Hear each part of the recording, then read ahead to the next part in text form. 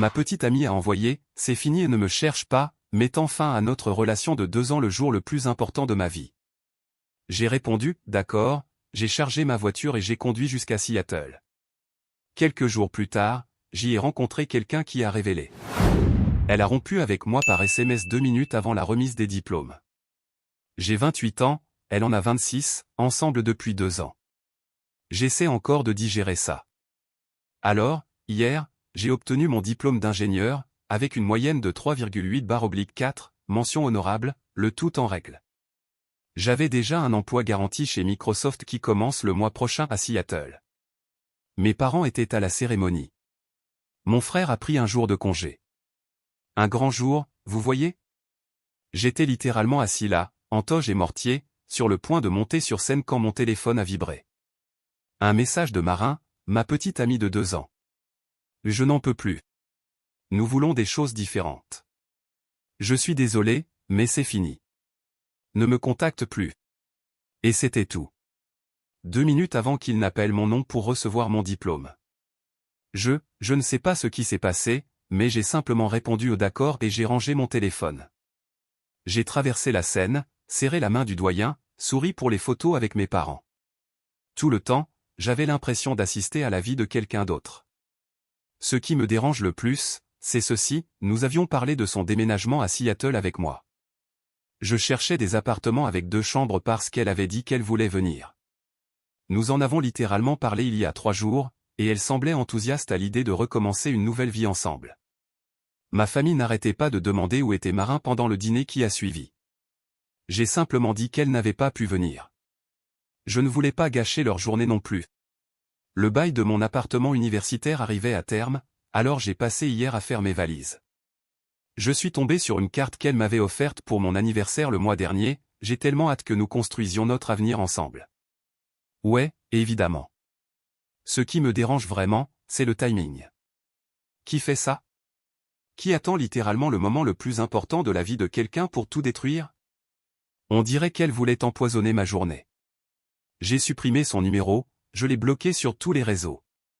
Si quelqu'un ne veut pas faire partie de ma vie, je ne vais pas le poursuivre ni mendier des explications. J'ai appris cette leçon avec le divorce de mes parents, quand quelqu'un vous montre qui il est, croyez-le. Mon frère Derek pense que j'aurais dû l'appeler, exiger des réponses. Mais honnêtement, à quoi bon? Elle a fait son choix. D'accord était la seule réponse qui semblait juste. Je pars pour Seattle dans une semaine. Peut-être que la distance aidera. J'avais juste besoin de vider mon sac quelque part. Mise à jour 1, waouh, ça a pris de l'ampleur. Je lis tous vos commentaires. Oui, le timing a été brutal, mais certains d'entre vous ont raison, mieux vaut découvrir qui elle est vraiment maintenant qu'après avoir emménagé ensemble. Mise à jour 2, pour répondre à la question la plus fréquente, non, je n'ai plus de nouvelles d'elle. Et non, je n'ai pas l'intention de la contacter. D'accord signifiait que j'avais compris que c'était fini. Mise à jour 1. Alors, j'ai mentionné que je déménageais à Seattle, non? J'avais prévu de partir jeudi matin. Le bail de mon appartement arrivait à terme. Le boulot commençait lundi. Je pensais utiliser le week-end pour m'installer. Mercredi soir, je chargeais les dernières boîtes dans ma voiture quand mon voisin du dessus est descendu. Et, mec, une fille a frappé à ta porte pendant 2 heures environ. Elle est partie vers minuit, mais elle a dit qu'elle reviendrait. Honnêtement, je n'avais aucune idée de quoi il parlait jusqu'à ce qu'il décrive parfaitement Marin. Voici ce qui ne m'était pas venu à l'esprit, Marin ne savait pas que j'avais déménagé. Je ne lui avais jamais parlé du boulot à Seattle ou de mon départ. Pourquoi l'aurais-je fait? Elle avait rompu avec moi par SMS. Donc, jeudi matin, je prends la route vers le nord et l'après-midi, je suis dans mon nouvel appartement studio à Capitol Hill, à déballer et à essayer de trouver où ranger ma vie. Puis, samedi, je reçois un message d'un numéro inconnu. Je sais que tu essaies juste de me blesser en retour, mais ce traitement silencieux doit cesser. Nous devons parler. C'était elle. Elle s'était procuré un nouveau numéro pour me contacter. Je jure que j'ai commencé à rire. Elle pensait que mon silence était une sorte de tactique de manipulation, comme si je jouais la difficulté ou tentais de la reconquérir par la psychologie inversée. Elle ne parvenait tout simplement pas à comprendre que quand quelqu'un répond au d'accord, ça peut vraiment vouloir dire qu'il a compris et qu'il passe à autre chose. Je n'ai pas répondu non plus à ce message, mais ça m'a fait réfléchir à la façon dont nous voyons cette relation de manière si différente. Elle s'attendait à du drame, à ce que je me batte pour elle, que je supplie pour une autre chance. L'idée que j'accepte simplement sa décision et que je poursuive ma vie semblait sincèrement la dérouter. Mon frère Derek m'a appelé ce soir-là. Marin est passé chez maman et papa pour te chercher. Elle a dit que vous avez eu une grosse dispute et que tu étais têtu. Une dispute?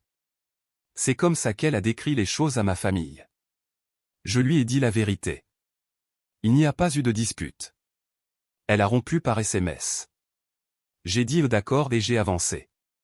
Derek est resté silencieux une bonne minute avant de dire. Putain, Blake, le timing de tout ça. Ouais. Maintenant je sais vraiment qui elle est. Le plus étrange, c'est que je ne suis même plus en colère. Je l'ai été pendant environ un jour, juste après que ce soit arrivé.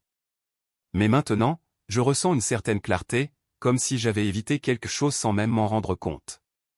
Mon nouvel appartement donne sur un café où les gens s'assoient dehors avec leurs chiens.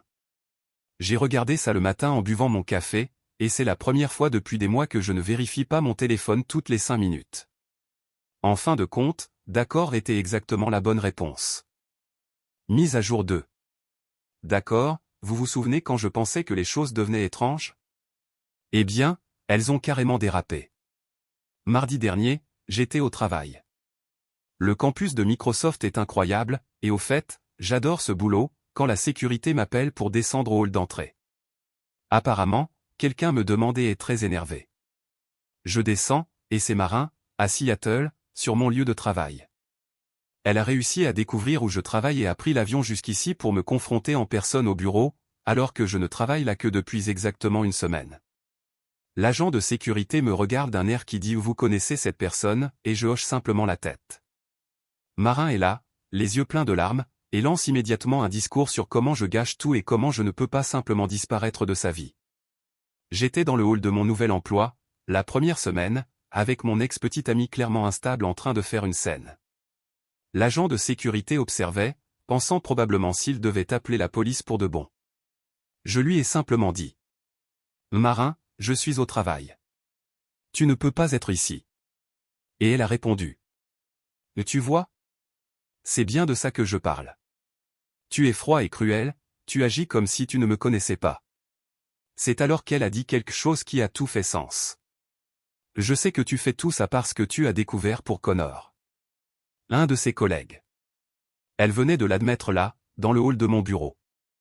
Découvert quoi, Marin? Tu sais très bien, mais ce n'est pas ce que tu crois. On a juste, je ne sais pas, pris quelques verres après le travail. Ça ne voulait rien dire. C'était après qu'on a commencé à avoir des problèmes, de toute façon. Des problèmes? Quels problèmes? Je pensais que tout allait bien.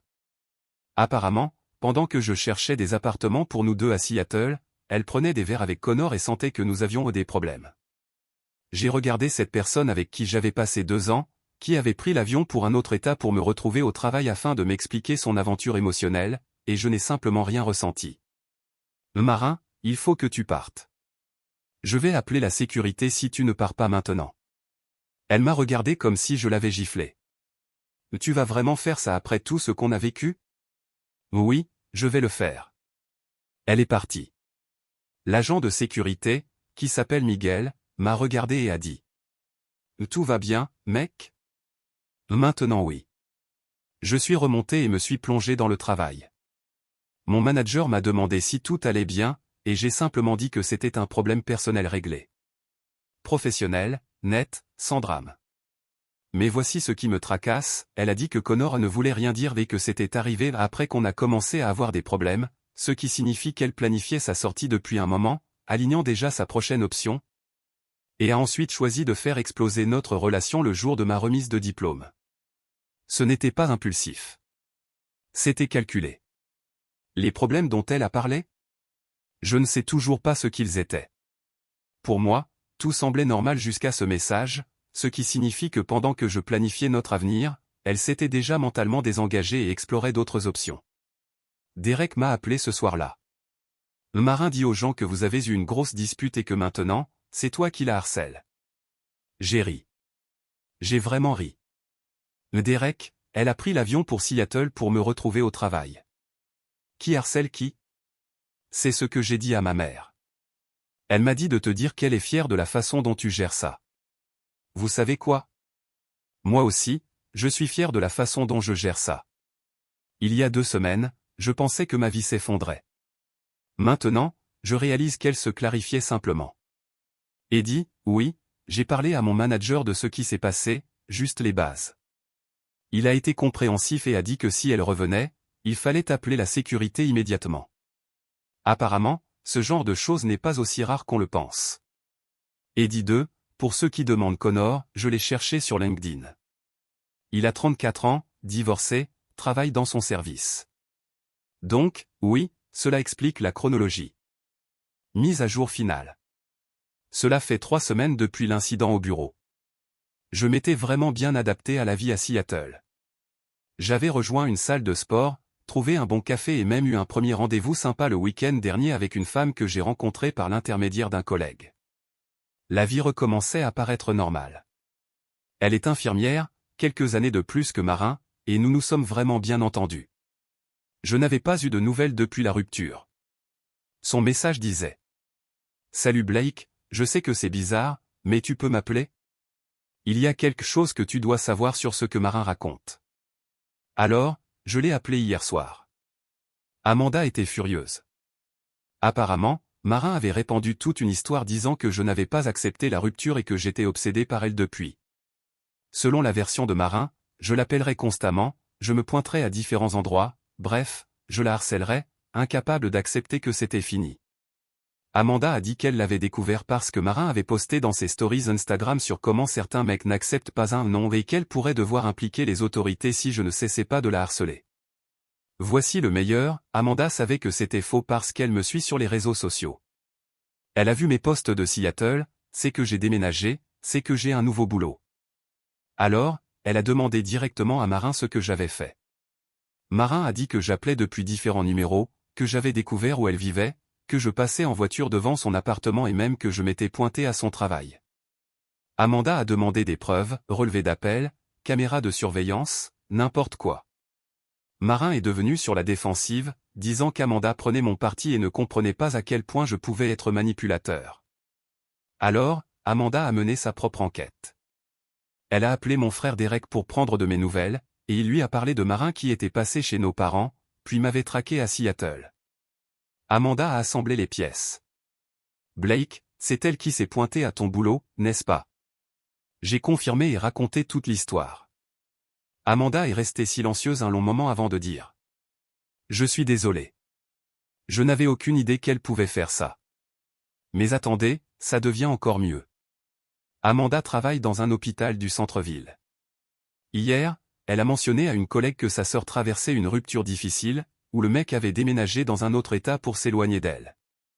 La collègue a demandé quelle sœur. Quand Amanda a dit Marin, le visage de la femme est devenu blanc. Il s'avère que le mari de cette collègue travaille dans l'entreprise de Marin. Il avait entendu par le bouche-à-oreille du bureau que Marin avait une liaison avec Connor. Quand Connor a rompu avec elle la semaine dernière, l'ex-femme de Connor l'aurait découvert et Marin a apparemment fait une crise au travail. Elle disait à tout le monde que son ex-petit ami abusif la harcelait et que c'était pour ça qu'elle était si bouleversée. Les RH de l'entreprise se sont impliqués. Ils ont vérifié les enregistrements de sécurité pour la période où elle prétendait que je la harcelais au travail. Bien sûr, il n'y avait aucune image de moi, car je n'ai jamais mis les pieds sur son lieu de travail. Ce qu'ils ont trouvé, ce sont des images d'elle et de Connor dans des situations compromettantes au bureau, en dehors des heures de travail. Tous deux ont été licenciés hier matin. Amanda a dit que Marin l'avait appelé en pleurant, affirmant être victime d'une chasse aux sorcières, que Connor l'avait manipulé et que j'étais en quelque sorte derrière tout ça. Même leur licenciement serait de ma faute. Amanda a dit: « Tu dois savoir que personne ne la croit plus. Mes parents sont horrifiés. Ils pensent qu'elle a besoin d'aide professionnelle. J'ai passé la journée à réfléchir à tout ça. Il y a 3 semaines, je pensais que ma vie s'effondrait. En réalité, elle se réorganisait. J'ai été promu hier. Oui, le même jour où tout ce drame se déroulait à 650 km de distance. Je suis passé développeur senior avec une augmentation significative. Mon manager a dit que j'avais impressionné l'équipe par la façon dont j'avais commencé ce nouveau boulot tout en gérant des défis personnels. La femme avec qui je suis sorti le week-end dernier, Sarah, m'a envoyé un message ce matin pour me demander si je voulais faire une randonnée ce week-end. Elle est data scientist, a grandi à Portland, aime les mauvais films et le bon café. Quand j'ai dit que j'étais libre, elle n'a pas joué de jeu ni laissé planer le doute sur ce qu'elle voulait. Elle a juste dit. Super. Je viens te chercher à 9 heures. Vous savez ce qui est drôle?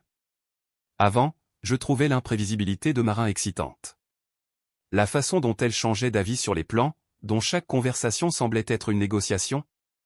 Je croyais que c'était de la passion. Je réalise maintenant que ce n'était que du chaos. Derek est venu en voiture le week-end dernier pour voir mon nouvel appartement. Nous sommes allés dans une microbrasserie à Fremont, et il a dit quelque chose qui m'est resté. Tu sais ce que j'ai remarqué avec toi et Marin? Tu étais toujours en train d'essayer de comprendre ce qu'elle voulait. Maintenant, tu vis juste ta vie. Il a raison. J'étais tellement occupé à essayer de décrypter son humeur et à gérer ses sentiments, que j'avais cessé de prêter attention aux miens. Un gars de ma salle de sport, Marcus, qui a à peu près mon âge, a mentionné qu'il traversait un divorce difficile. Sa femme le trompait depuis des mois, le manipulant pour lui faire croire qu'il était fou de se méfier. Le même manuel. Je lui ai passé le numéro de Derek. Parfois, on a besoin de quelqu'un qui comprenne que ce n'est pas parce qu'une personne te dit que tu es le problème, que c'est vraiment le cas. Marin m'a envoyé un autre message hier, d'un nouveau numéro, j'espère que tu es heureux maintenant. J'ai regardé ce message, assis dans mon appartement, avec un travail que j'adore, dans une ville que j'ai hâte d'explorer, et avec des projets pour voir quelqu'un qui a vraiment envie de passer du temps avec moi. J'ai répondu, je le suis. Et j'ai bloqué ce numéro aussi. Et dit un pour répondre à la question la plus fréquente, non, je ne crains pas qu'elle réapparaisse. Amanda m'a prévenu que les parents de Marin la ramenaient chez eux pour qu'elle se reprenne en main. Elle a 26 ans et ses parents la traitent comme une adolescente qui ne peut pas rester seule. Cela en dit long. Et dit deux pour ceux qui posent des questions sur Sarah, il est bien trop tôt pour parler de quoi que ce soit de sérieux.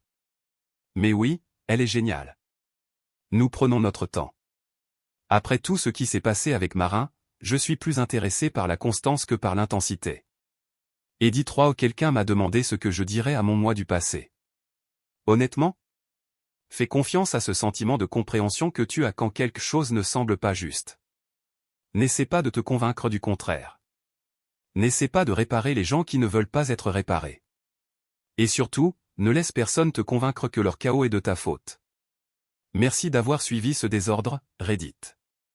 Parfois, on a besoin de raconter son histoire à des inconnus pour pouvoir la comprendre. Commentaire Monsieur Reddit. Ah, oui, car rien ne dit l'amour véritable comme 1. Rompre par SMS 2 minutes avant la remise des diplômes, 2. Traquer son ex dans un autre état, 3. Créer toute une fanfiction de harcèlement pour couvrir sa propre tromperie et 4. Ma préférée, quand tout s'effondre, blâmer la victime. Un vrai conte de fées moderne. À ceux qui se sentent perdus dans une relation toxique, souvenez-vous, d'accord n'est pas une défaite. C'est le mot de passe pour quitter la salle quand le film est nul. Bravo au protagoniste qui est simplement allé vivre sa vie. Certaines personnes ne veulent pas d'un partenaire, elles veulent un public pour leur âme.